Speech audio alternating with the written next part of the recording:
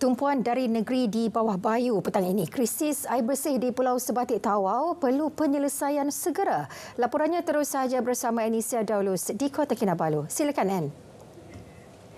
Ya, Zahira, masalah bekalan air bersih di Pulau Sebatik kini semakin meruncing dan Jabatan Air diminta segera mengambil tindakan penyelesaian. Dianggarkan lebih 6,000 penduduk di pulau itu berdepan kesulitan mendapat bekalan air bersih yang kini memasuki minggu ke-7. Ahli Parlimen Kalabakan, Datuk Andi Muhammad Suryadi Bandi mencadangkan agar kerja-kerja mendalamkan empangan sedia ada dan menaik taraf loji penapisan air dilakukan segera bagi mengatasi masalah itu. Dalam pada itu, beliau menzahirkan penghargaan terhadap inisiatif dilakukan pelbagai pihak yang menghantar bekalan air minuman untuk kegunaan penduduk. Walaupun sekarang ini musim hujan, musim tengkujuh, tetapi masalah kekurangan bekalan air bersih di Sebatik agak meruncing. Kita berterima kasih di atas bantuan dan juga pertolongan daripada parti-parti politik, daripada NGO, tetapi perlu ada satu penyelesaian yang tuntas, memandangkan kalau kita tidak selesaikan segera masalah ini berlanjutan tahun ke tahun, masalah yang sama, kekurangan bekalan air bersih. Jadi mungkin cadangan iaitu mendalamkan empangan sedia ada merupakan satu cadangan yang baiklah untuk memastikan sekiranya berlaku kemarau pun 2-3 bulan pun sumber air masih mencukupi untuk kegunaan penduduk di Pulau Sebatik. Datuk Suryadi yang juga pembantu Menteri Pembangunan Perindustrian dan Keusahawanan berkata demikian dalam program Jelajah Rakyat Parlimen Kalabakan 2023 di Dewan Datuk Seri Najib Merotai Besar Tawau. Dalam perkembangan berkaitan, beliau yang juga Adun Tanjung Batu meminta Kerajaan Persekutuan mewujudkan pusat penempatan sementara PPS di Merotai Besar. Ini berikutan Dewan Terbuka yang dijadikan PPS ketika ini kurang sesuai untuk menampung mangsa terjejas bencana. Seorang lelaki warga asing ditemukan maut selepas terlibat pergaduhan dengan beberapa individu lain. Mangsa yang mengalami kecederaan parah dengan beberapa kesan tetakan dan tikaman disahkan maut di tempat kejadian. Menurut kenyataan Ketua Polis Daerah Penampang, Superintendent Sami Newton, kejadian kira-kira pukul 4 pagi itu melibatkan beberapa individu lelaki dengan menggunakan parang. Hasil siasatan, mangsa berusia 29 tahun ditemukan terbaring berlumuran darah di atas jalan dengan beberapa kesan tikaman.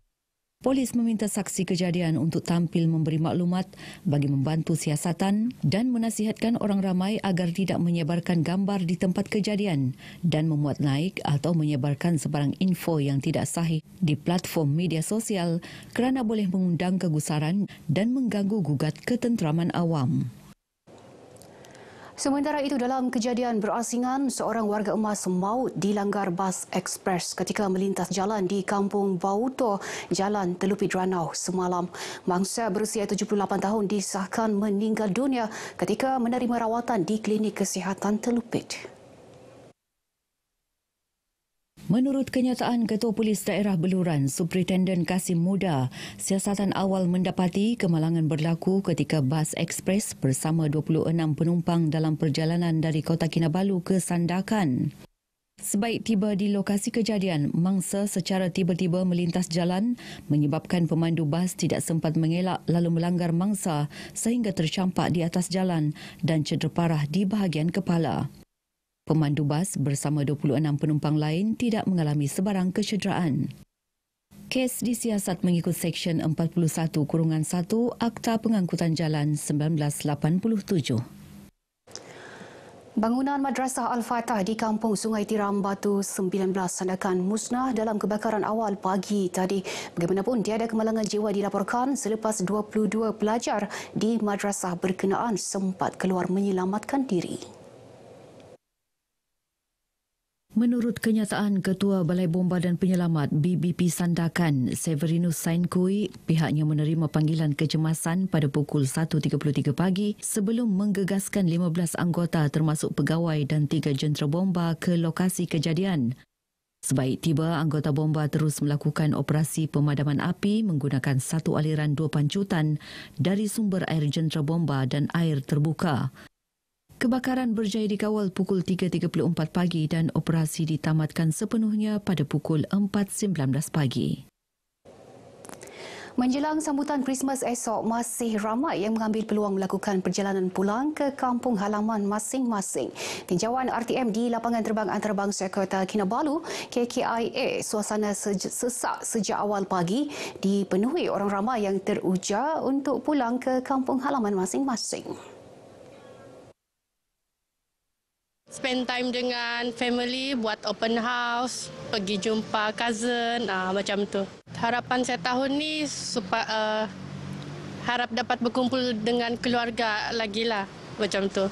Setahun sudah tidak balik, jadi ini kali balik ada cuti 2 minggu, balik kumpul-kumpul keluarga, makan-makan, buat makan-makan lah. Harapan supaya semua family dapat ikut turut serta dalam perkumpulan ini lah. Sebab ada yang dari Sabah ni kan banyak tempat, jadi harap semua dapat balik lah. Plan Christmas macam biasa, kumpul sama family dengan cousin-cousin semua. Memang wajib, wajib cuti. Semoga tidak hujan, semua sehat dan semoga dapat berkumpul dan mengerat silaturahim lah. Sementara itu, tinjauan di sekitar ibu negeri, beberapa jalan utama di pusat bandaraya mulai lengang dan tiada kesesakan lalu lintas. Saya ingin mengucapkan selamat Hari Natal dan Tahun Baru kepada semua staf RTM, khususnya kepada keluarga saya di kampung walaupun tidak dapat balik. Berhati-hatilah yang balik dari kampung tu. Pandu dengan cermat. Di kesempatan ini saya ingin mengucapkan selamat Hari Natal kepada rakan-rakan dan juga keluarga saya di manapun anda berada.